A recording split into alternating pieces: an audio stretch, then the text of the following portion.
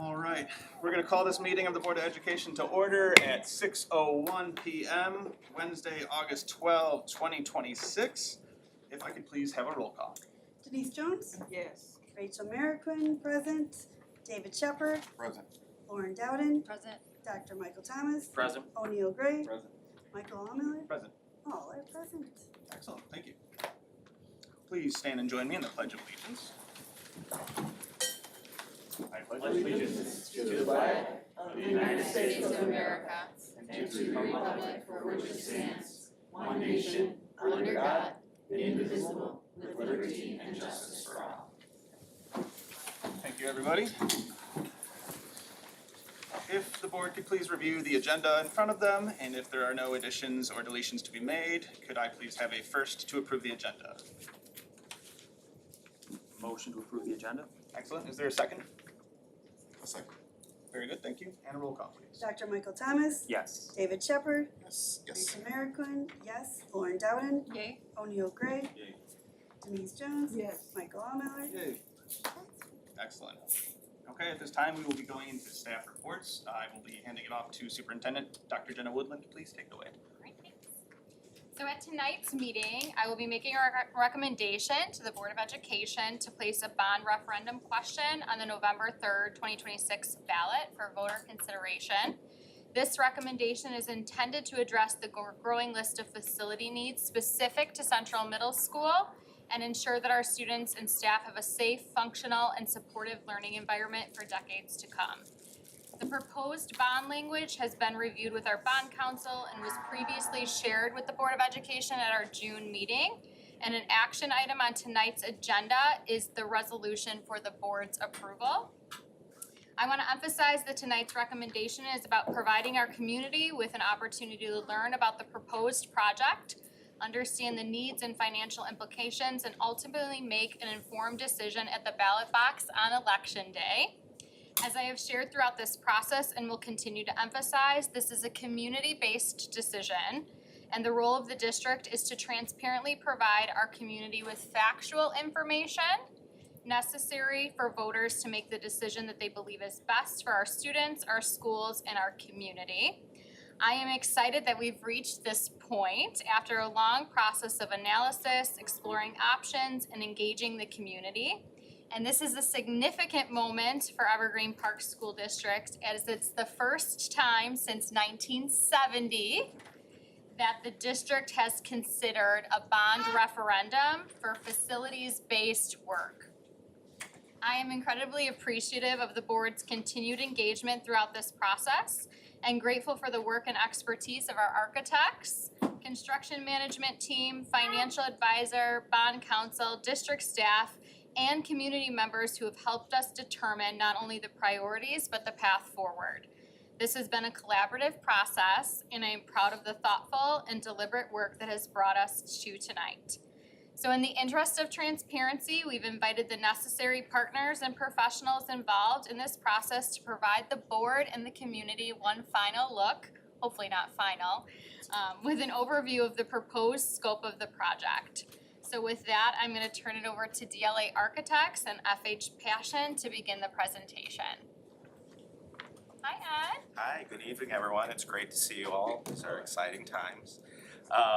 DLA, we're gonna present kind of the building itself, the program, how we're arriving at what we're arriving at, and then Passion will talk about the other side of that is how we arrive at the budget that we're arriving at. So just a reminder how we got here. We spent an extensive amount of time meeting with staff, community, students. Ourselves and engineers went through the facilities to evaluate infrastructure. We heard the needs and wants and the particular challenges of this building and the things that we're trying to address through this new proposal and trying to do it in the most efficient way possible. So I'm gonna let Heather talk a little bit about some of those items that we're trying to address and then go through the plans. Just as an overview, this has been presented before, so nothing has changed from what was presented before. We're just recapping, where we're at. So as Ed mentioned, there are a lot of issues with the existing building that we are addressing with the new. Some of those I'm sure you're all aware of, safety and security, accessibility, ADA throughout the building. Site congestion, traffic flow, that has been an issue. Natural light in a lot of spaces, a lot of student spaces don't have natural light. Some of the spaces are undersized and there are issues with the infrastructure is just aging. So our new plan, you can see the area in yellow is our new proposed building. So you have to construct the building while the existing building is still on site. So we have to flip the building to the other side. And as you can see, it now forms a buffer. So it kind of encloses the site and student, site spaces with the fields and the track, has it on a more protected side of the building. You're now able to take that parent drop off and instead of it being on the street, it is brought into the site. A lot safer, a lot more convenient for the surrounding neighbors. And then we're able to provide parking, still provide green space. There's an opportunity for trees on the site, opportunity for a nice welcoming entry plaza, and student outdoor spaces. This illustrating, kind of with a little bit more detail, what's going on with this site. I will mention, you can see that the school has been right sized for what's needed now with a little bit extra, but not too big. So we're not adding a ton of new classrooms. We're adding the appropriate amount, but we are thinking of the future. So you can see there's the potential for future classrooms as an addition. So we want to make sure that we're planning for anything extra that's needed down the road as well. So moving into the building, I'm just going to do an overview of some of the major spaces just to point out the area in red there. We now have a full-size competition gym with appropriate seating for spectators. That piece, as required by the state of Illinois, will be a storm shelter. So all new buildings have to have a storm shelter, so it needs to be sized for that. The area in orange is a cafeteria auditorium combo. So I know you don't have an auditorium right now, so we're adding that stage. That component is new. Area in yellow are appropriately sized music classrooms. We have the area in green, science classrooms, sped spaces on the first floor. This entire building is designed so lots of natural light gets in. Every single space, the cafeteria will have natural light, all the classrooms will have natural light. Nothing is underground, nothing is buried in the building without having windows. Next, we have classrooms, we have a library looking down. You can see that cafeteria is a 2-story space that would have big windows on it. Library would look down into it. We still have the fitness area over the gym. And then the third floor is more classrooms, a STEM space as well. So this has been something that we've worked extensively with the district to make sure that we are accounting for their needs, accounting for future needs, but that it's still appropriately sized. Any questions? Thank you, Heather.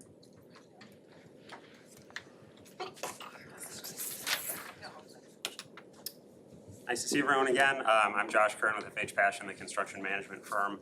Similar to what Heather mentioned, there's not new information on here, but just a refresher again of kind of the process that we've been going through as we've been working with the team, making sure as the design was getting updated and optimized that we have some cost certainty and a good projection of what the overall cost of the project is going to be. So as we were going through this process with the architecture team, we wanted to give an independent cost estimate to accompany the design, pull in current market data that we're seeing from the trade contractors and what the markets are doing. And most importantly, make sure we're capturing the full scope, because obviously this is a very preliminary design at this point. It's very conceptual, so making sure that we're accounting for all the, not just the building itself, everything that Heather described, but there's the demolition of the existing structure that's there. It's keeping the site open and operational. There's a lot of site work that'll go in surrounding the building. There's staffing and management. There's insurance, bonding costs, and ultimately the final furniture and equipment that's going to need to be put into the building. So the number that you're approving tonight is to capture the all-in cost to do this project. So we really wanted to take the time to get that right, as well as incorporating the risk management side of it and looking at what is it realistically going to take to build this building on this site It is a very dense urban area, and so not just using a square foot plug, but really identifying the costs all into this, looking at phasing, knowing it's, you're not gonna be able to take all of that real estate at once. Also understanding that there's gonna be a timeline to complete this design, and this work is happening, a year plus into the future, so making sure we're including appropriate contingencies, cost escalations, so that you really have confidence in the number that you're putting forward. So that was all incorporated through this budget exercise. Any questions on any of that? Okay, great, thanks. Thanks, Josh.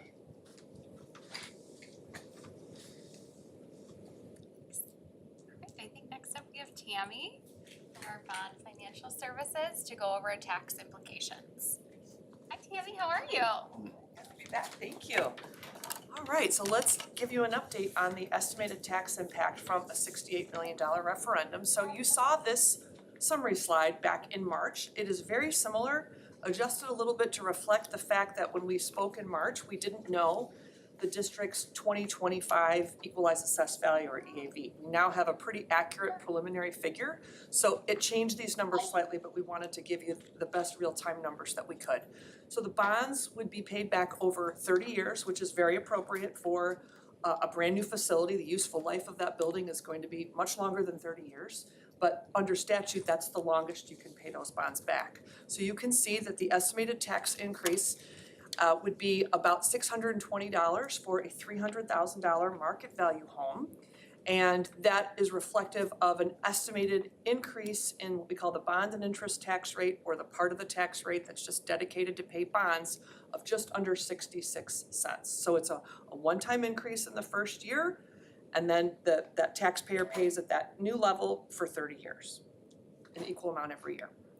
If we go to the next slide, I know these numbers are very tiny, but I just wanted you as a board to have the detail in case it's of interest to you. So with a 30-year payback, with current rates and some conservatism built into that, the estimated annual payment is about $4.3 million. So I want to stress the level approach, and that is very appropriate when you're in a school district like yours where you're landlocked. You don't have opportunities for all this new development to come in.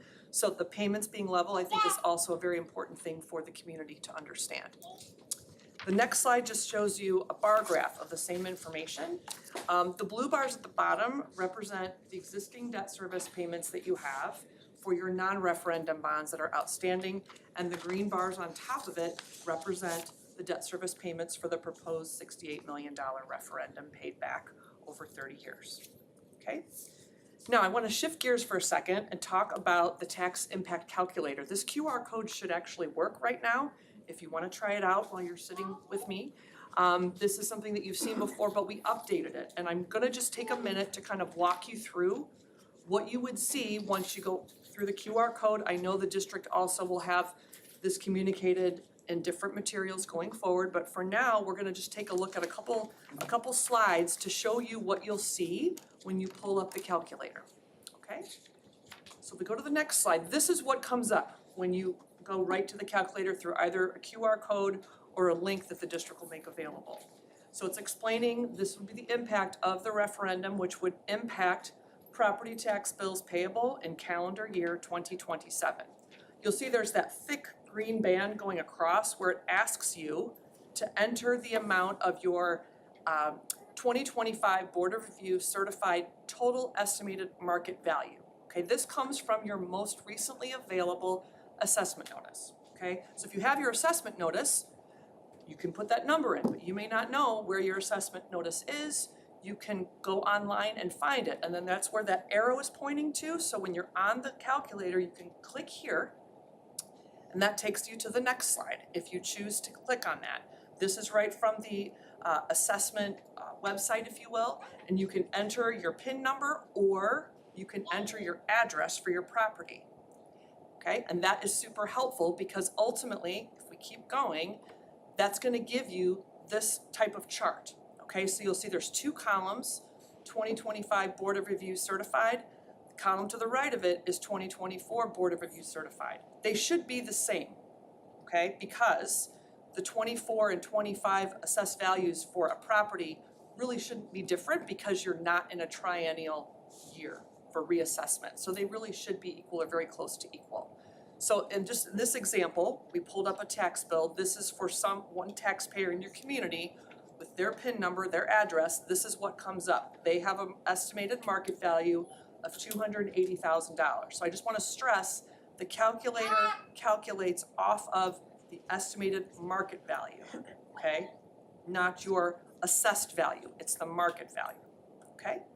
So if we go to the next slide, once you've entered your estimated market value in that green band on the calculator, that landing page, it's going to take you to this because it will fill in the bottom part for you. So it says tax year 25 market value, that comes from whatever figure the taxpayer enters into that green band on the landing page.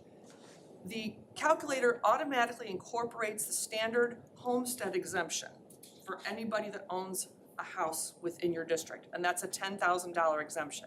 But as you can see, there's some other questions at the top about whether you are eligible for disabled persons exemption, a veteran's homestead exemption, or a senior citizen exemption. That's gonna be unique to every taxpayer. The calculator defaults to no for all three of those. So if the answer is yes for any of those, then the person would just click yes instead of no. And then it will spit out the math at the bottom, getting to the net equalized assessed value. When you've done all that, we go to the next page. This is what it will calculate. It will show for that particular net equalized assessed value what the impact is. And in this example, for the $300,000 market value home, that impact is about $620, which is what you saw on that summary slide. And it also breaks it down on a monthly basis, so someone can see it that way too. So hopefully this will be a really helpful tool, not only for the district, but for voters when they're trying to understand the impact on their tax bill. It's gonna be spelled out for them on this And it's calculator. currently already on our website too, so thank Perfect. you, Tammy, for Sure. that. Any questions about any of this? Before you disappear, Tammy, Yeah, how do we have to get a bond? Can you just explain why we have to get a bond? sure, You know, sure. there's this theory out there that somehow the individuals believe that the state of Illinois gives us a goo-gobble body to build buildings. And it's not true. So can you please just explain why we have to get a bond? Sure, sure. The state funding that the district does get would not support a project certainly of this magnitude or really any capital project scope for any school district in the state of Illinois. 20 or 30 years ago, you might have heard about capital grants that were offered, capital development board grants. Those have not been around for a very, very long time. That was a different era. But as a school district, if the scope of the project you're contemplating, if you want to build a new school, actually, you have to, in most cases, you have to go to the voters and ask for permission to build a new school, and you don't have the financial wherewithal to pay for that facility out of your operating budget. So a way to do that under statute is to ask for permission to issue bonds, borrow money to be able to fund the construction of that school. Okay, thank you. You're welcome. Thank you so much, Tammy. Thank you.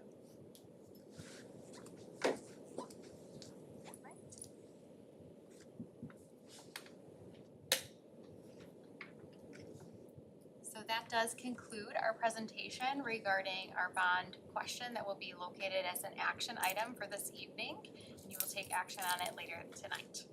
Any questions from any board members? Okay, thank you. Next up on my agenda is to share information regarding, an error resolution for our articles of agreement. Mr. Shepherd has done a great job updating the board on his AERO meetings. Tonight, I also have an updating regarding the impact to the article of agreements between AERO as well as our Board of Education. So just a reminder for every board member, there's 11 feeder districts that feed into our AERO cooperative. And we all have articles agreement that are joint in nature to ensure that we're paying tuition for our students appropriately that's aligned with Illinois statute and Illinois school code. Ultimately, what has occurred is there was an update within ISB's resolutions to determine how that funding should be adopted. And that was different than that of our existing bylaws or existing articles of agreement. Because of that, Bill Roslin has worked with both the exec board as well as the governing board to determine what that would look like. And so that resolution is an action item tonight. Mr. Grossi and myself have absolutely no concerns with the upgrades in terms of the Fund S code, if you want the actual legal term. That's tied to that, and it's really supporting tuition of our special education students and how we're billed, as well as how we write our IDEA grant. Any questions? All right, you will take action on those articles of agreements tonight. The next update that I have is regarding the Aero resolution for our Southwest classroom. And I've actually also asked Megan Locke to come up and give a brief overview to the board regarding this. So Megan, you can come up now as I explain just a little bit further. So Aero, as you know, as also Mr. Shepherd has informed the board, is that they have seen an increase in enrollment as a result of their new building. And they were looking for additional classroom space. And we had a small decrease in one of our sections at Southwest, and as a result, Mr. Liska and the Southwest community, Southwest staff, Mr. Liska has so willingly offered that classroom to support in providing services to this one Aero classroom. And so we've already started that collaboration, but as a board, you have to approve that resolution saying that you're also okay with it. So I've asked Megan to just share what that has looked like thus far and provide some highlights. Sure. So I want to start off and give props to Scott. When kind of all of this went down and I started talking to Mr. Liska to just say, hey, you know what, we have a really good relationship with Aero, as you know, and I'm going to reach out to the admin team there. It was also really great. What are some of your initial questions? And he said, I'm sure we'll work a lot of it out, but really I just want to know like the things we need to know, how are we going to get these kids included? And I thought that was really awesome because I know just from working as closely as I do with Aero, often when these classrooms are housed in feeder buildings, they're sort of treated as this outside entity instead of being welcomed into the building. And Scott was really great about saying, I want these kids included as much as possible. They're part of our EP family. So I thought that was really awesome. Scott and then Chrissy Willett and Rachel Miller and I have been talking, and we met last Friday to kind of just go through some of the initial planning stages. We're really excited. We kind of talked through some of the little details of things, but the class is going to have 6 students, 2 3rd, 2 4th, and 2 5th graders. And the students are chosen to be in these outlying classrooms. They're kind of handpicked just based on the progress that they've made, and the admin team, they're really feeling like these kids are ready to start having a chance to integrate back into a general education classroom or school again. So these kids were hand chosen by the admin team there. We're super excited to have them. They are placed, the classroom is placed in the middle of the 3rd, 4th, and 5th grade hallway at Southwest, so they're really gonna be part of that.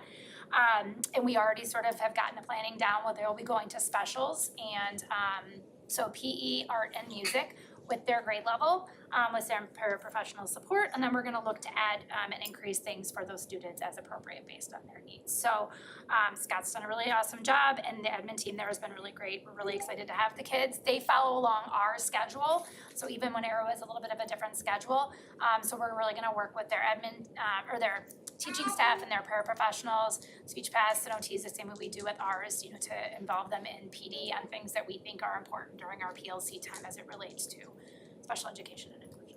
So, yeah. And 3 of the students actually happen to be Yes, 3 of them, one in each grade are D124 students. One of the things they do when they are looking to put children out into these classrooms is to really start by looking at what kids from the home district can we take back. So it's very exciting. We're gonna have 3, and one of them is a Southwest family actually. So that's even more exciting that this child gets to be with their siblings. So yeah, it's very excited. Great. Wonderful. Thank you Just so to much. wait before you leave, just to make sure we address the record and put it out there. Yeah.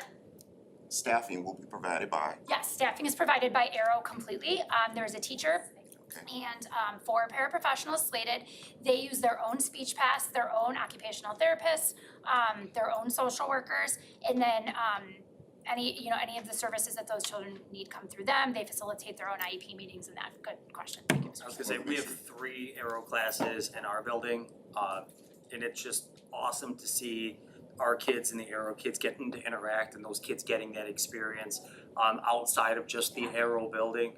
So I think this is a tremendous opportunity both for our kids and the Aero students. yeah, and just to show the numbers out there, there's 547 students enrolled in Aero right now. That's 75 more than they had from last year. This is just how much, you know, these things are growing. And we have to accommodate space, and it's sad when Bill over there has to turn away actual parents and students, you know, because there's just no space. So I'm happy that we were able to do this. Thank you so much. I've been preaching about this at meeting after meeting after meeting. And when I go to the next Arrow meeting, I'm quite sure they're gonna be happy about it when we talk about it. He's very happy. Yes, thank you, It's a thank you so beautiful much. building and Arrow has great staff, but they're very confident that they can, especially for these kids, It's top as tier. Michael said, to be able to get them out. They're getting kind of the best of both worlds. They're getting that wraparound support that Arrow can provide, but also that ability to be included with their peers, which is Absolutely outstanding. thank you. Great, thank you. So that is also an action item on tonight's agenda. And that is it for my reports. Next we have Mr. Grossi.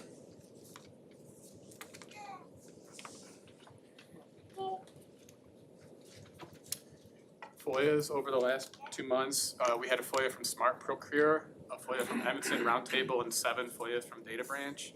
All FOIAs have been completed. Statement of expenditures. So for the first month of the fiscal year, expenditures are a little higher than they were last year. That's due to we are really trying to get ahead of the game with purchasing in our grants so that they could be in schools in time for our students. So that's why you will see the difference right there. Revenue wise, we got a little bit more revenue than at this point of last year. Still getting updates from Cook County about taxes going forward, and I will keep you guys posted as they come out. As a result, fund balance has gone down a little bit because we started our expenditures for the first month, but we haven't received the revenue, so they outweighed them, and as a result, the fund balance has gone down. Does anyone have any questions about any of that?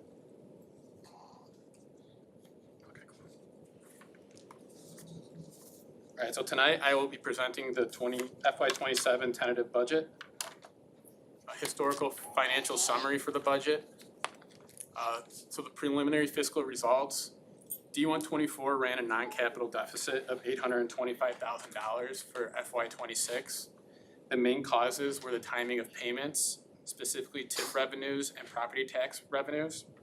The TIF revenues, we are owed roughly $320,000 from the village, and we are expecting to get that shortly. And then, as a part of the delays with Cook County tax payments, we were told that some school districts would be overpaid and some would be underpaid. And when looking at our total revenue received against our expected revenue received, we're just about $500,000 away from that. So those two numbers ironically get you to $820,000, but those won't go towards this fiscal year, so this fiscal year we'll have a non-capital deficit of $825,000. Historical capital expenses, over the past 9 years, D124 invested $11.43 million in facility improvements. Most of those expenditures occurred in fiscal year 2025 and 2026. Historical fund balances, all funds. You will see that even with this deficit, we are still at 7.1 months of fund balance reserves. And the big reason behind this is we knew that this past school year was going to be one of the most financially unique periods we have experienced in a long time. School districts across the state and nation are grappling with the same major challenge, navigating the cliff created by full exhaustion of ESSER funds alongside frozen grant funding and delayed Cook County tax payments. Consequently, many districts are projected operational deficits. Fortunately, our district holds a key strategic advantage that sets us apart. We are currently in the second and final year of abating taxes under the property tax relief grant. While projecting a deficit for FY27, which I will show you guys shortly, is not ideal, our upcoming tax revenue adjustment gives a strong financial safety net. We remain well-positioned and financially secure as we navigate through these difficulties. So we knew this was coming up, and we made some decisions over the past few years to make sure that we had that money in our fund balance, just so that we could keep that healthy fund balance going for the future. So Eric, just ask a question, when you say fund balance, reserve. Yeah. What is that? Okay, so the fund balance reserve is about the gray line specific. So it's 6 months of your expenditures. So what the state recommends is 3 months, and then the board policy is 6 months. And it is essentially saying that we want to make sure that if something happens where you're not receiving a single penny of revenue for the 6 months, you can still function as a school district. Okay, so that would be responsible spending. Yes. Okay, Just want to make sure for the record. to keep lights on, to keep payroll going, to make sure staff has what they need and students have what they need in the event of a rainy day. Like we're experiencing Like now, where delayed we get payments. delayed money from the county. If we don't receive funds, we still have to pay. Still waiting for $500,000. Yes, when we don't receive the money we're supposed to receive, we still have to pay our staff. We still have to make sure students can eat. We still have to pay vendors. We still have to keep the lights on and air conditioning. So it looks as if we've been responsible with reserving money to make sure that if times like this, when we're not getting money from where we're supposed to get the money from, that we can keep on going for our students. Okay, thank you. So now I'm gonna dip into the tentative budget. So today, the budget went on display in the front office and it will be held until September 16th, which is going to be our next board meeting. Today, I'm also presenting the tentative budget to you guys, and then at September 16th, I will be presenting the final budget to the Board of Education for approval. Some major factors affecting this budget this year, the property tax relief grant abatement, second year is occurring. We had 3 one-time grants coming off the books, the Stronger Connections Grant, the Teacher Vacancy Grant, and Title 1003A. We had minimal movement in evidence-based funding revenues. We're budgeted to have about $130,000 more in evidence-based funding. The delayed TIF revenue payment creates 2 years of TIF revenue agreements that go into this fiscal year. And then all other grants are remaining frozen as of now, which means that they're the same dollar amount as last year. Expense-wise, salaries have increased by roughly 4% on average. Insurance increases were astronomical and they increased by roughly 12% across the board, way higher than our initial projections. And we moved from part-time to full-time assistant principals at each elementary school. Budgeted revenues for all funds, you'll notice that we have a projected increase of $926,000. You'll notice also that the federal grants are to go down roughly $431,000, and that's due to those one-time grants that were discussed earlier. Expenditure-wise, the total budget for expenses is going down $2.2 million for this year, but then also we paid $3.6 million of capital during last year, so that's why there's that difference. And then a reminder that $3.6 million for the capital went against a bond that we brought from 2 years ago to pay for that capital for HVAC. And as a result, I have our budget going from a projected beginning balance of $21.85 million down to an ending balance of $20.516 million, which reflects a $1.33 million deficit. I'm hoping I can find a couple more things as like, for example, the transportation claim is due at the end of the week. And once you're done with the transportation claim, you get a better idea of what your revenue is. So I'm hoping that's a little higher and things like that. And I'm hoping to have a little bit of a better picture for you guys next month.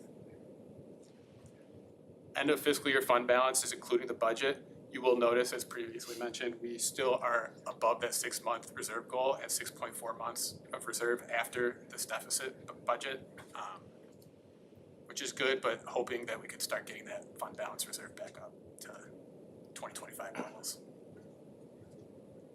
Does anyone have any questions about the budget? One other question. Yeah. If I was a regular citizen and I wanted to see the budget, is it public information? Yeah, so it'll be on our website, and then once it's finalized, and then also from now until the next board meeting, it'll be up front with Sonia, if somebody wanted to come to the front desk and take a So look there's at it. no mysterious closed books that no one can see, no one has access to? Public spending is public spending and Yeah. everyone can see it? Yeah. Okay, just wanted to make sure. Thanks, Eric. Of course.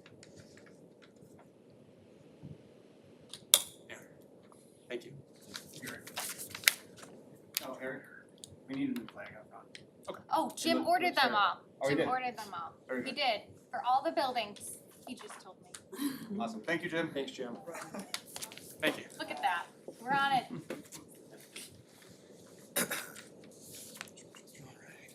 All right, next we have Dr. Vermeer doing her first report on human resources and our hiring updates. We're excited to have her present. Thank you. Good evening. So I wanted to give you an update on our new hires for the 26-27 school year. First, I just want to say I'm extremely proud of our principal team for all the work they've done with hiring. We are fully staffed in terms of our certified positions to start this school year, so that is a huge celebration. Yes. I got a text from another group of superintendents today. Anyone have a math teacher? I said, Well, mine are all full and not takeable. Exactly. So we have 36 new hires, so this is certified and non-certified employees, 53%. 19 of those are people of color. And so we know that it is a goal for our workforce to reflect our students and our families. And we know that this is important because when that happens, we do see increases in student academic success, student confidence, and a sense of belonging. So we're really proud of that, the fact that 53% of our new hires are people of color. I also wanted to highlight our 13 internal hires. We also know that our HR department and our district has really focused on kind of the commitment to grow within our systems. And so this is just a huge celebration that 36% of our new hires were from within our district. We also have 6 male hires, and that's 17% of our overall new hires. This is a picture of our certified staff today on their new teacher induction day. And when I saw this picture, kind of the two things that stuck out to me, one was look at the diversity within this picture and the value that that brings to our school district. And then the second thought was, this is a significantly smaller group than the group last year. And so I asked Ashley, how many people did we have last year on this day? And she said 31 compared to 20. And so again, that shows our ability to retain and support our teachers, which is just a huge celebration.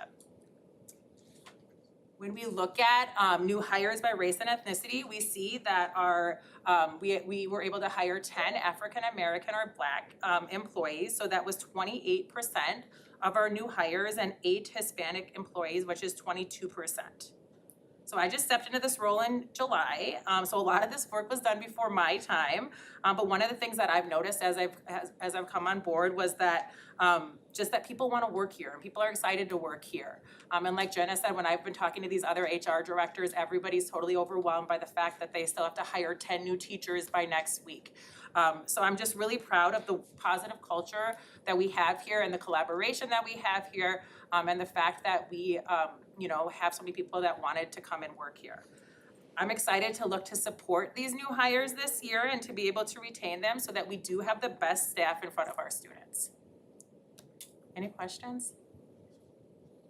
Okay, thank you. And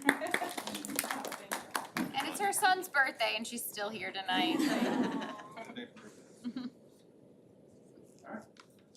Well, thank you for the staff reports. We're gonna be moving into public comment at this time, and I have a stack of green cards here, so if you'll excuse me while I read my thing, and then we'll jump right into the public comments. Per Board of Education Policy 230, a few reminders specifically about the logistics for the public comment portion of every meeting, including tonight. As is posted on our agenda publicly for every meeting, to respect all of our stakeholders, our commenters, our board, our public, we adhere very closely to the 3-minute limit for comments for everyone. We will set a timer and we expect everyone to respect their 3 minutes. In addition, we do not respond to public comments at board meetings, but we hear them. We respect, we listen to, and we take into account all community member concerns. If there's a specific question that comes up that we can respond to after the meeting, we will do so or designate Dr. Woodland to do so in a timely manner. Thank you. All right, Ms. Jane Remazinski, if you could please lead us off.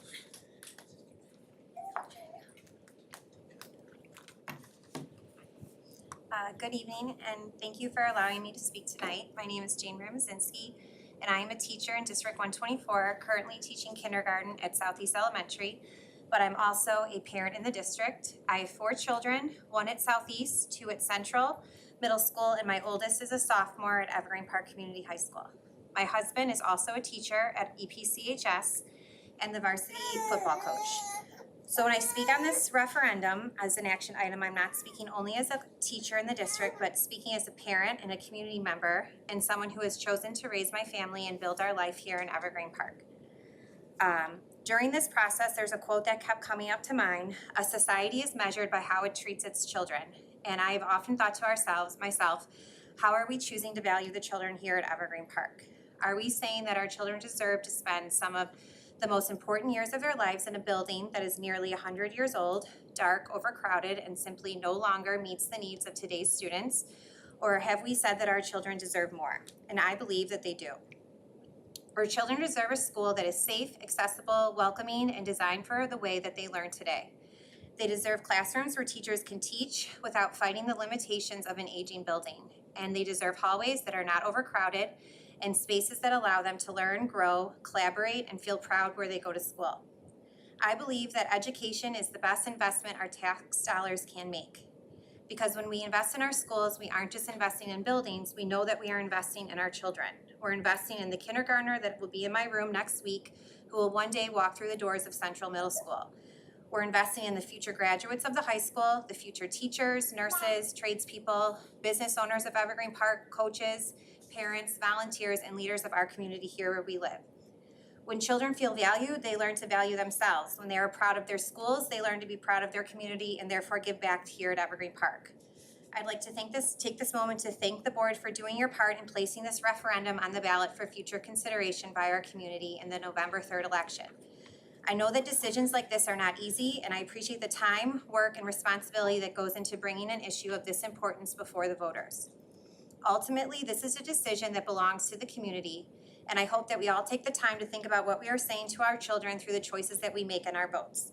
We have an opportunity to give the next generation something better than what we inherited, and please let's show the children that we believe that they are worth the investment here in Evergreen Park. Thank you. Thank you, Jane.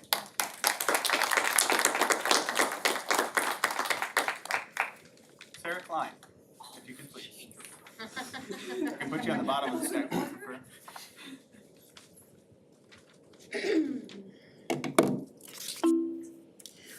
Good evening, board. My name is Sarah Klein.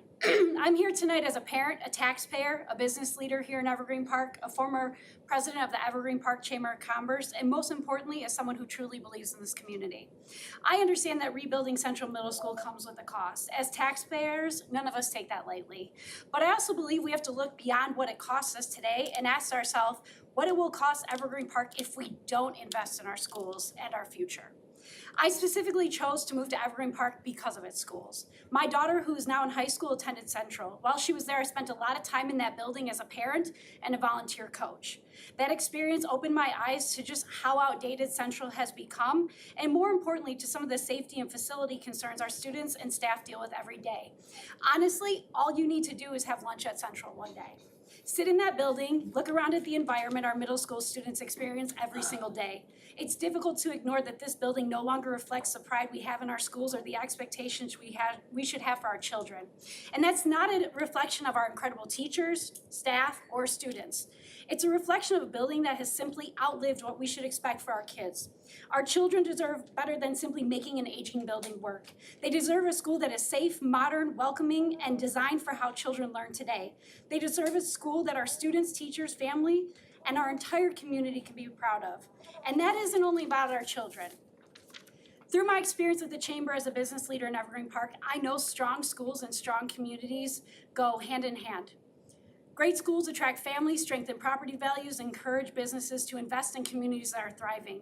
Because without strong schools, we cannot have a strong community. I moved here because of our schools, I raised my kids here because of our schools, and I want the next family looking for a place to call home to look at Evergreen Park and say, that's where I want to raise my family. Central Middle School has served generations of Evergreen Park families. Now we have the opportunity, and I believe the responsibility, and I say that strongly, to make sure the next generation has something even better. Yes, this is an investment, but it's an investment in our children, our property values, our businesses, and the future of Evergreen Park. I strongly support the referendum to build a new Central Middle School, and I'm asking the community to do the same. I moved here for our schools, I stayed here because of this community, and I'm asking you to invest in both. Let's build a Central that our children deserve, and in Evergreen Park that future generations will continue to be proud to call home. So please vote yes. Thank you. Thank you, Sarah.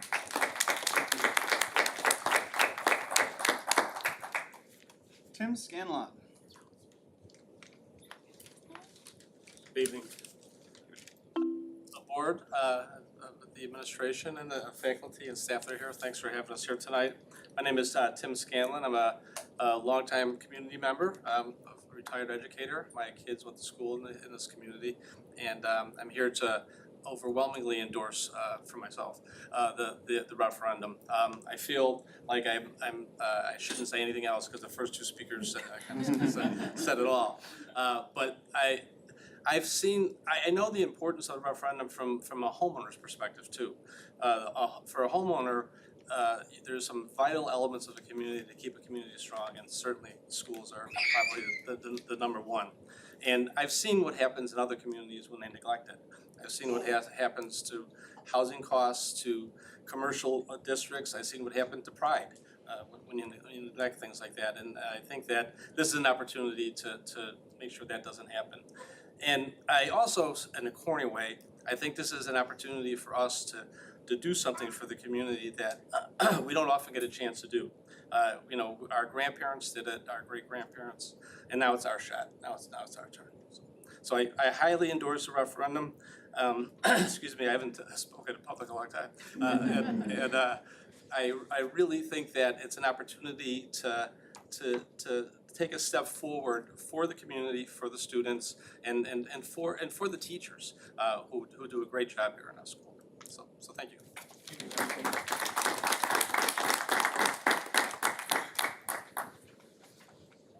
Jessica Foss and Victoria Schla, did I get that right? Yeah. Okay.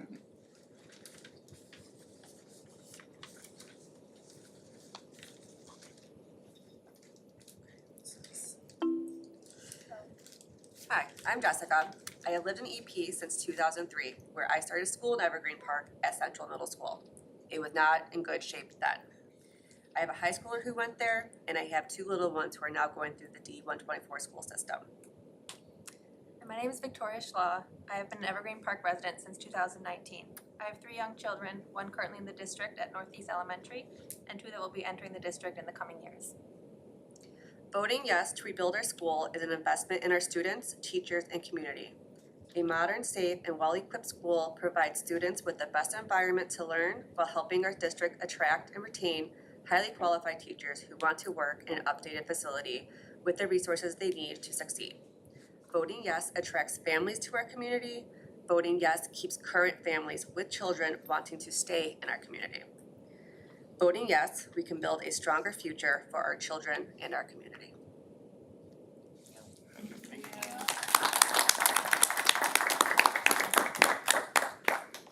Lisa Rank.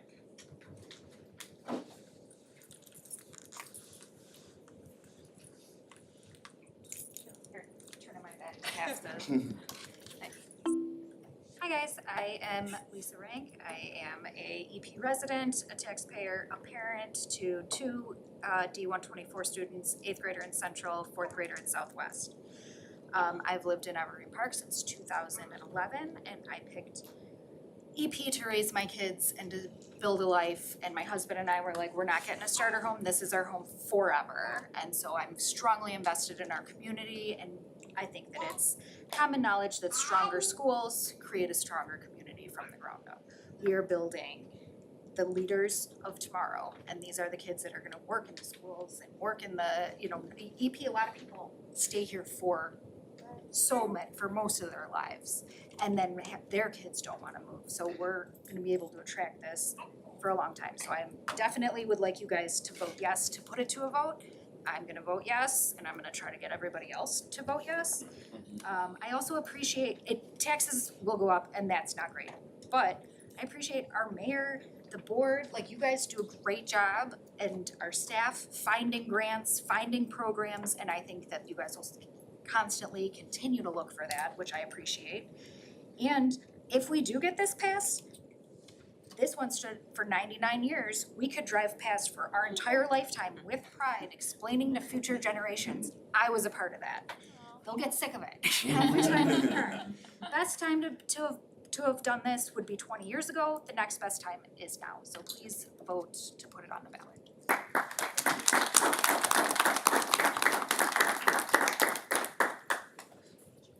That's all the cards I have. Is there? There's one more community member I know she wants to make. Yes. Is that all right?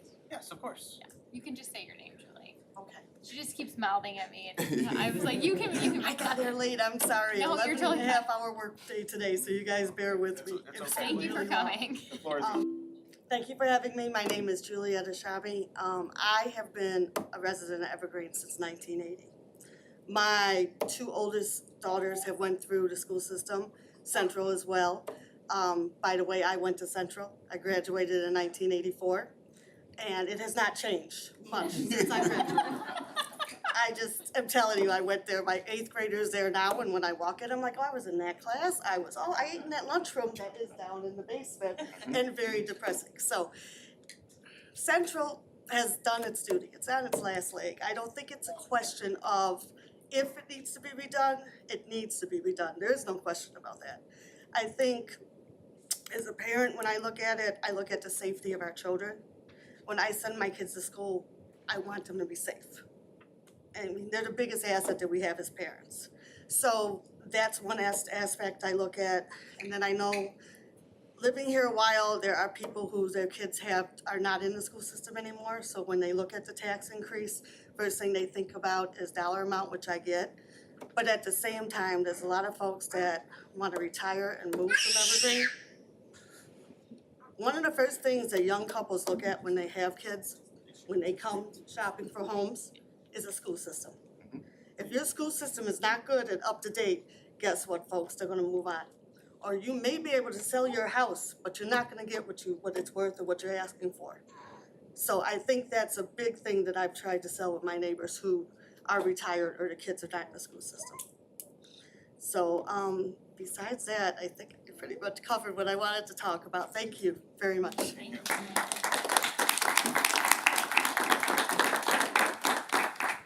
Well, I know we usually wait for the green cards, but this is a really important topic, so if there's anybody else here that wants to give a comment, Jan? Yes. And I will echo the sentiments of others. This is strange with my back to people, so my apologies. Thank you very much for putting this together. My name is Jan Shimmick. My wife and I and our 3 children have been residents of EP for 13 years. I like to say 14 summers. No one likes to have their taxes raised. I don't think I'm stating anything that's out of the ordinary. However, based upon a school that is nearly 100 years in age, I think at roughly $50 a month, I would like to think that it is something that we can all swing. You're speaking to someone who has 3 jobs. My wife has a job. We do our best, just like everybody else in this room and in this country do, to make ends meet. Of our 3 children there at CMS, my youngest Jack will be starting Central next week. Charlie, our daughter's middle school. My oldest Evelyn just started high school today, so we're very excited about that. But I just want to take the time to say that Dr. Moeller and her staff have done a fantastic job at CMS. And middle school, as we all know, when we were there and just in general, middle school is such a wonky time. You're taking 4 quadrants. Some kids know one another's, others don't. A lot of hormones, and it is a structure that is just not the most conducive for learning. And in spite of that, Dr. Moeller and her staff, they still do a great job. It is just amazing. And I would like to think that collectively we can do our best to put together a school that will help them blossom. Are they still gonna be ding-dongs at time? Of course, because they're middle schoolers. I love my 2 children. I love my children, but their mouths, God love them. Jeez almighty. So I can't imagine what the teachers and the administrators have to go through. But instead of having lunch down in the basement or choir in the basement, I would like to think that collectively we could put together a school that will really be, they will be proud of, we will be proud of. Because the high school is amazing. It really is. I'll quickly say, they always say it takes a village to raise children, and it really does. And I know there are parents who choose to send their children to a Catholic school, and that is fine. However, they all know one another. And many times they go to each other's games. And I would like to be on the right side of history, where there is unfortunately 17 entrances at this school. And you have a school that structurally, I'm no architect, but it doesn't seem to be the safest overall moving forward. And I'd like to be on the right side of history, that we move forward and have a school that is safe for them, and even children who don't go to the school, who just want to attend games. So thank you very much for all that you do. Thank you for everything that everyone here in this room does. Thank you very much.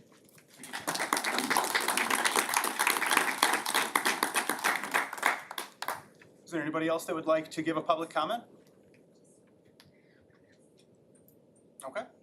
Well, at the time, we'll be closing public comment and moving into board reports. Before we go into the board reports, can I just say something? It's probably the last time I get a chance to address this. We have board comments after reports if you want to do it Do it then, right after. whenever you want. Let's do it now. We're talking about the topic. Let's do it now. I don't Let's want to knock bust it your out. flow. No, we good. I just wanna say that, I moved here in 1999. Born and raised in Chicago, lived in the projects in Inglewood, dodged bullets, dead bodies all my whole entire life. I moved into Evergreen for the mere fact that it was a safer place than where I was staying, and that I knew I was gonna raise children in a different environment that I was raised in. I can't tell you the torture going through Chicago public schools. No disrespect to the teachers there or whoever organized them, but it is what it is. You're trying to survive every day just to get to school. You're trying to make sure you don't get beat up, shot, or whatever it is on your way home from school. And then you're supposed to take room to try to get education in. You're supposed to try to learn something.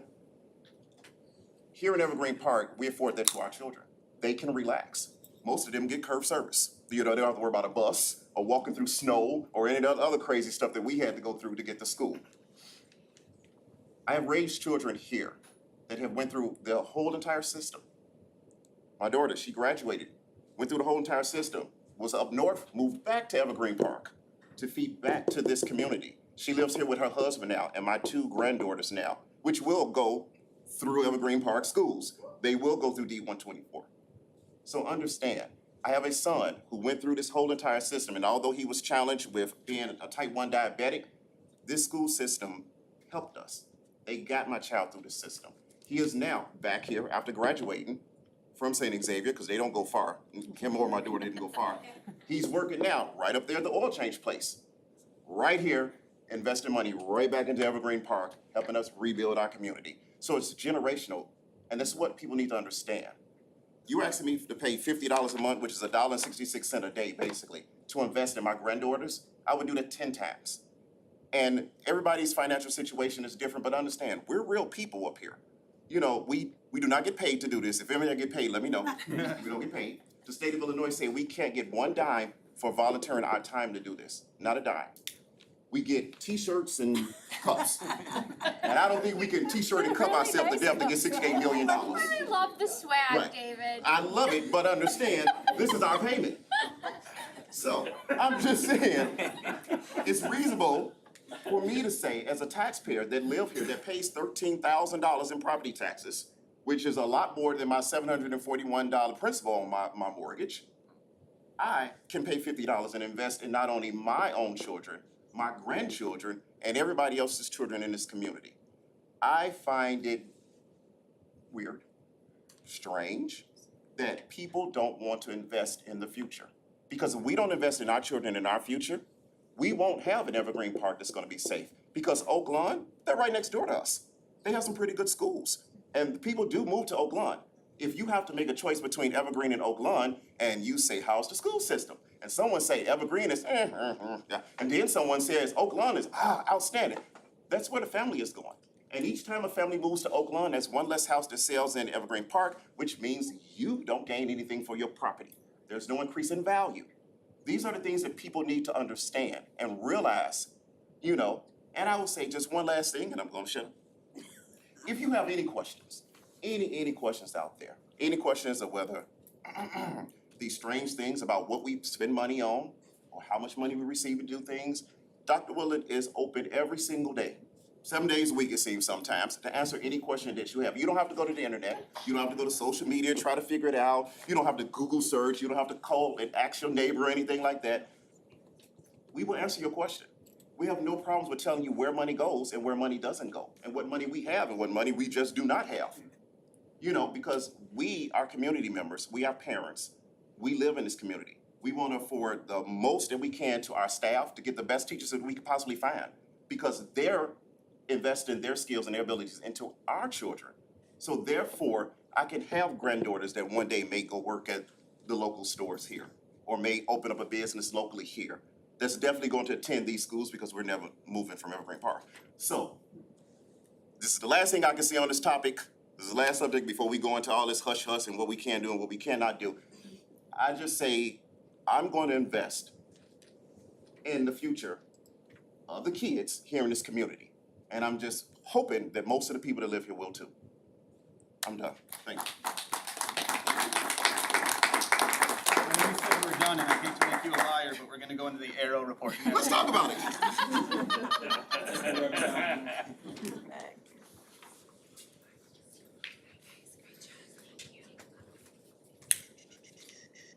Make sure you grab a cupcake if you're leaving.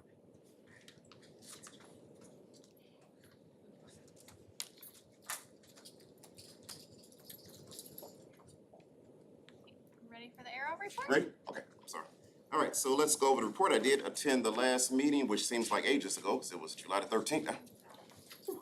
Because we did not have Yeah. a regular meeting, you know. So here we go. That meeting, we went over the financial budget. Again, basically it wasn't unchanged as we had presented it in May. We did go over the anticipated enrollment, which was 547 students. That was an increase of 75 from the previous year. Business is good, you know, it's growing, but, you know, unfortunately, there's just not enough space over at Arrow, and we're gonna address that actually, I'm gonna address that in my report. We also went over that the mandatory rate that we are preparing to do, for some odd reason, it's being postponed, and that we're going back to the old factor, how we figured out tuition and the price of everything is gonna be postponed for a while. That was at that time, something that may have changed since then, so I'm not sure on that, but at that time, it was being postponed by the state of Illinois, but you know, the state is the state, you know, they can wake up tomorrow and change their mind from what they said the day before, that's just how they do things. We did renew the contract for the tuition price for the food that's at the school. It did increase by a little bit. Breakfast went up from $2.30 to $2.37. Lunch increased from $4.50 to $4.66. It's overall like, there's a price increase of a 3% cap, basically what it was. And there's gonna be a company that's Open Kitchen that's gonna be approved for this year again to provide meals and services for the students that are there. We did part ways with RSM, which was the individual people that were doing our Their audit. audits and things of that nature. We moved over to another company called Baker and Tilly, which was highly recommended, and there's a lot of other schools that use this actual service, so we're gonna give them a go. I don't think that there was any negatives with the previous. It was more or less in the room they were speaking of, they're kind of like delayed reports, you know, they just wanted things more, to be more punctual and things like that, you know, so we're gonna give it a shot with a new company. We did establish that we're gonna look into forming a committee. There's some space over at Arrow that potentially we can maybe build. So we're gonna form a committee, we're gonna put a committee together to try to start looking to see if there's a way that we can actually expand on that site itself. Not building, you know, an elaborate, you know, $50 million building and nothing like that, anything. But if we can add, you know, a couple additional classrooms or something like that, there's space over there that's adequate for that. So we're putting a committee together to see what we can do, because again, there's no more space, there's just none, and we're at the point where we don't wanna have to start turning away students. But we just don't have any more space left over there. So hopefully we'll figure out some more, hear some more about that. We are going to look further into using some other services from Tammy Henry. She was the individual who gave a lot of training to staff and the parents and the teachers and everything when it came to us finding out exactly what we need as a whole, as a community. So we're gonna be utilizing her and some of her other services to do some other things, some other trainings and stuff like that. There was a problem with the overhang on one side of the building where we painted it. It's the bus overhang. If you ever been to Arrow, when the buses pull up, there's a huge overhang that allows the students to exit so they don't get wet, you know, so when it rains. One side of the building, the paint did what it was supposed to do. The other side is bubbling up, peeling, sticking, and it's some crazy stuff they don't know. So we're gonna have to have that scraped, removed, pulled off, and we are looking at a company called Shamrock that is going to try to redo that the actual correct way. So And other than that, I believe that was pretty much it. Thank you. Thank you, David.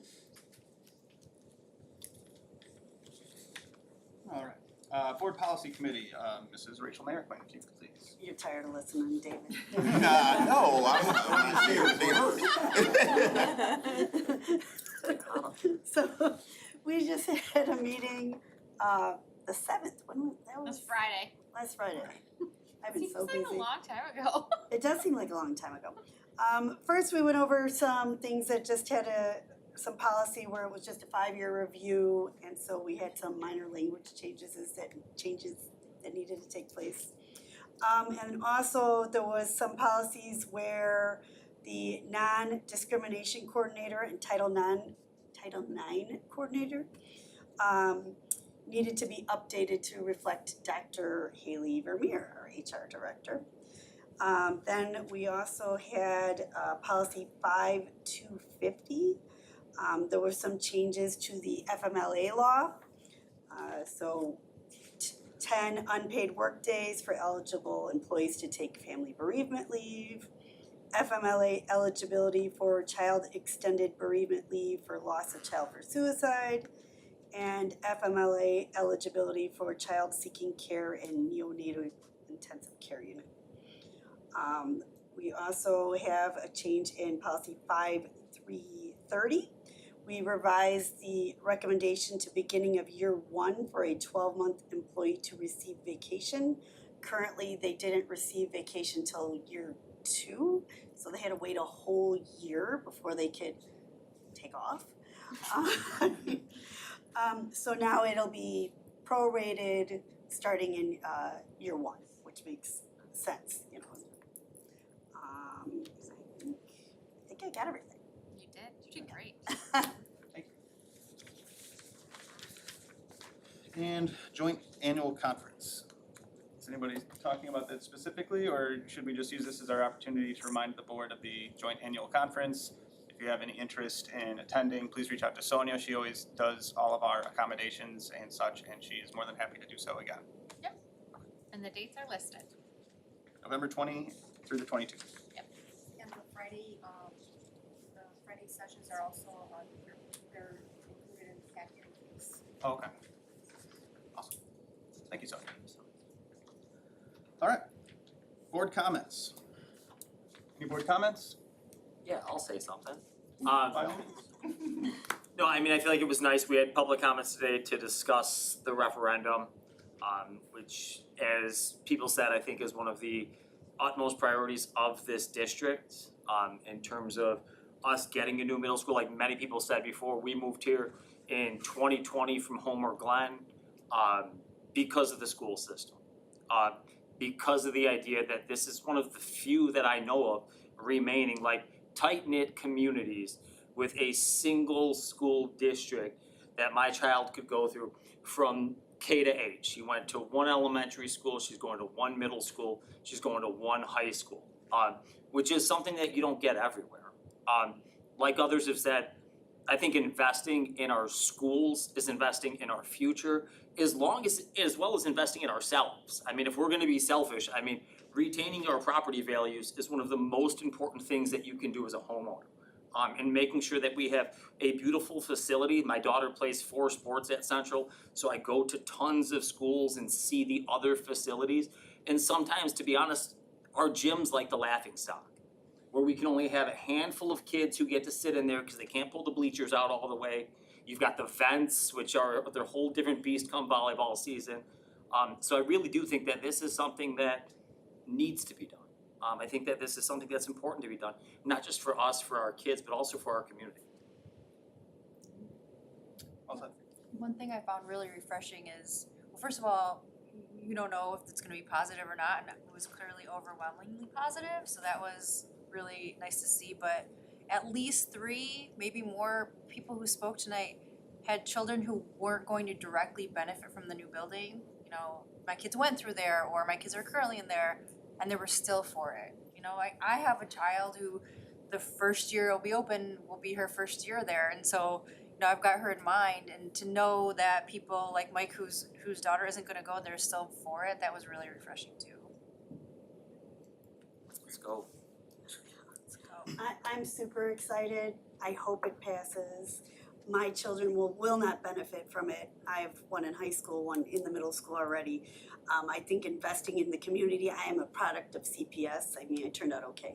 But my husband, CPS, we, but you know, we had to live in the city. My dad worked for the city. We were just over the border of Evergreen Park. So it was exciting then, you know, that I was able to, you know, jump over and move to Evergreen Park. So I'm just really excited for the community, for the families, future families, you know, and just building up our neighborhood. I think it's really great. I think we did a good job. We had a huge figure before of how much money it was gonna cost. We listened to the community members, we brought that down, and I think it's acceptable. I mean, $50, you know, and actually, I don't have a glorious home, so mine was a lot less than that when I punched it in, but, you know, I can afford that easily. I did, I could invest in that. I went on the thing that Tammy showed, and my assessed value was about $70,000 less than we purchased our home for in 2020. So I know sometimes, like, you know, when we think of our home values, I think it's really important to, like, you know, you see what Zillow says your home's worth. Yeah, no. But to look at what's the actual value, because sometimes the tax impact isn't as high as you were expecting it to be. No. It's great advice. Anybody else wanna make a board comment? I share the same sentiments as everybody else. Yeah, as I nickname him, Reverend Doctor, I follow his sentiments exactly. It's, you know, it's an investment, what you value. If you value it, then yeah, it's a vote for, you know, kids. I moved here, everybody has a story. Moved here to get my daughter out of CPS, because I was a product of CPS. And as you say, it's somewhat of a different environment over that way. Came over here and she's taken off, doing great, product of the high school, and that's all she talks about. She tells people to the day, yeah, my dad went from $400 to $1,200 just to get me, you know, 2 blocks away from the high school. And that's the sacrifice that, you know, as a parent I made, the choice that I made with everything. Yeah, so it would be remiss if people did not get on board. Thank you, O'Neill. I just want to wish a very happy birthday to Mrs. Rachel Allmiller. She looks great for 29. Happy birthday.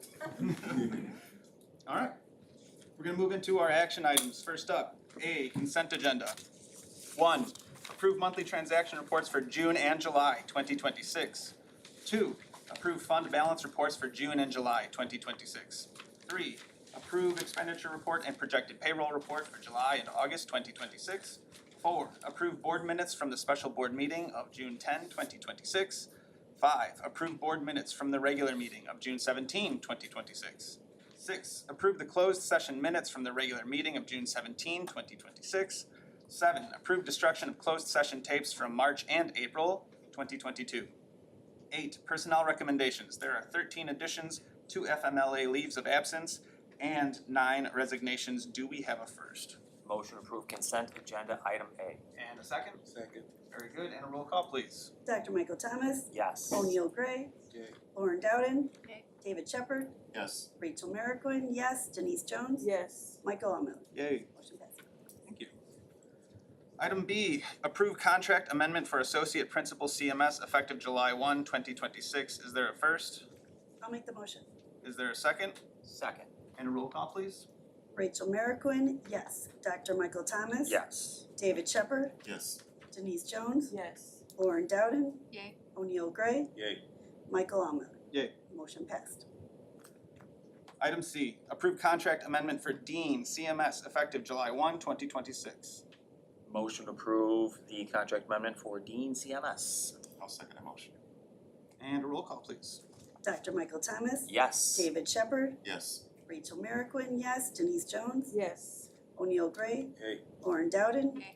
Michael Allmiller. Yay. Motion passed. All right. Meat and potatoes here, everybody.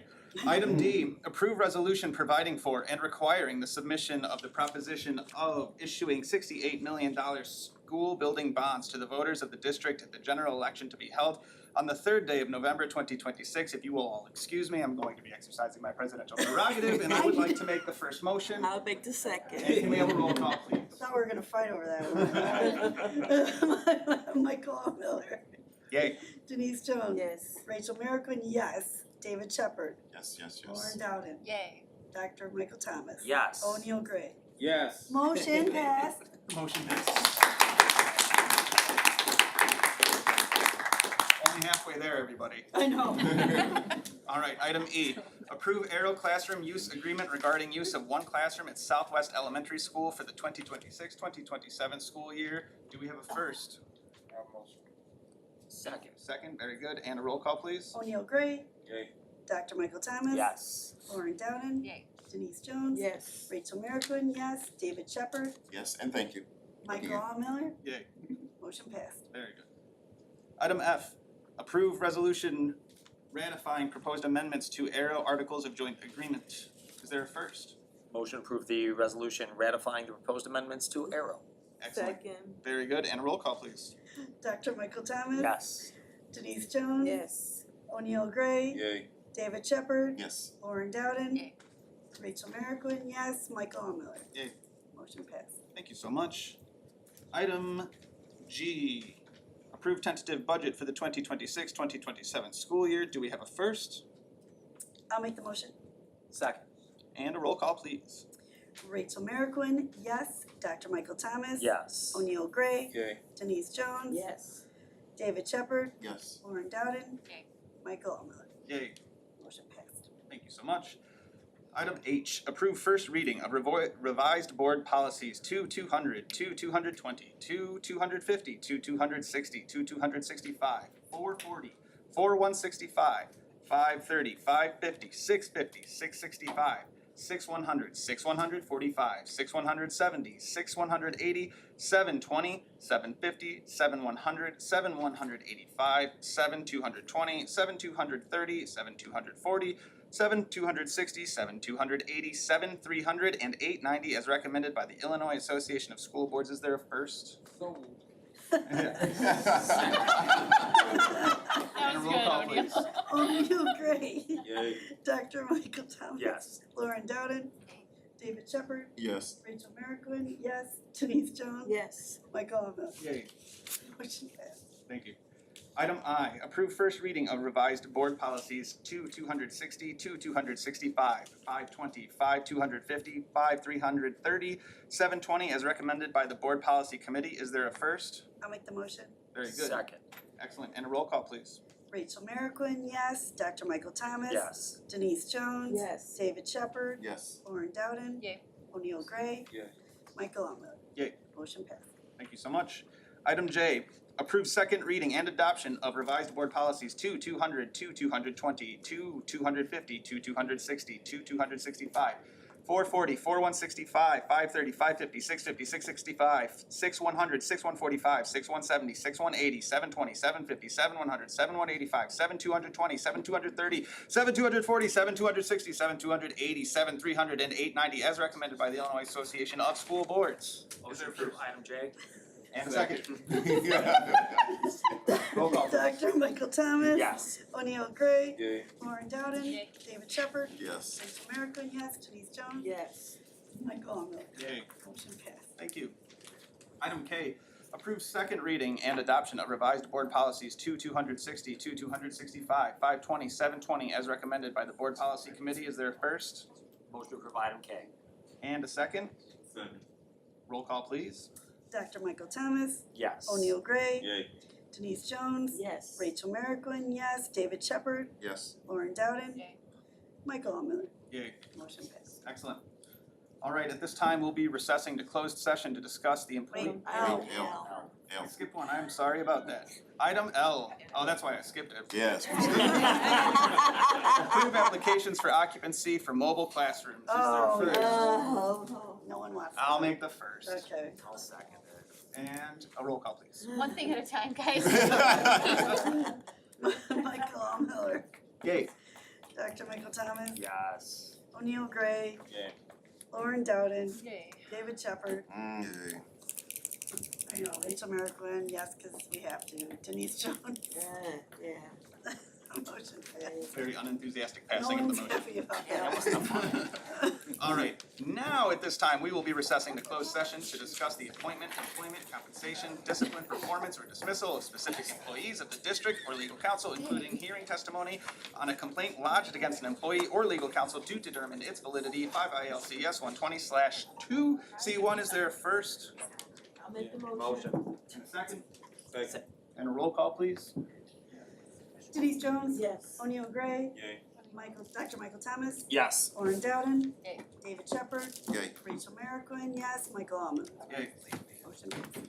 All right, at this time, the stream will stop. Thank you so much for tuning in, everybody here. Thank you so much for attending. You're welcome to stay as long as you like. We will be coming back and taking one action item when we return, but caveat, we don't know when we're gonna come back.